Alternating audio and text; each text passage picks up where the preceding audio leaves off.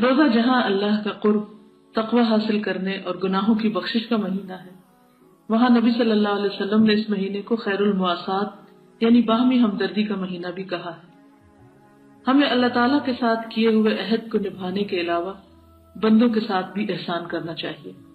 نبی صلی اللہ علیہ وسلم نے فرمایا، بہترین عمل مومن کو خوش کرنا، اس کا قرض ادا کرنا، اس کی ضرورت پوری کرنا اور اس سے کوئی تکلیف اور سختی دور کرنا ہے۔ تو اگر روزے کے ساتھ ساتھ مزید اچھے اخلاق کا مظاہرہ کیا جائے تو درجات میں بے پناہ بلندی ہوگی انشاءاللہ۔ اس لیے ہم سب کو چاہیے کہ اس مہینے میں بندوں کے ساتھ اچھا معاملہ کریں۔ بندوں کے ساتھ اچھا معاملہ، مخلوق کی خیر خواہی ہمارے دین کا حصہ ہے۔ اس لیے رمضان میں خصوصاً اور عام دنوں میں بھی اپنی استطاعت کے مطابق دوسرے انسانوں کے ساتھ ہمدردی اور تعاون کریں۔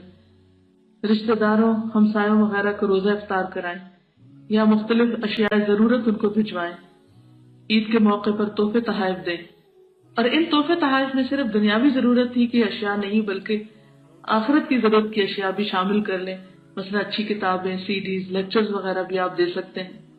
اسی طرح بیواؤں، یتیموں، محتاجوں کی مدد کریں۔ کوئی بیمار ہو تو اس کی عیادت کریں۔ کہیں کوئی فوت ہو جائے تو اس کے لواحقین سے تعزیت اور ہمدردی کا اظہار کریں۔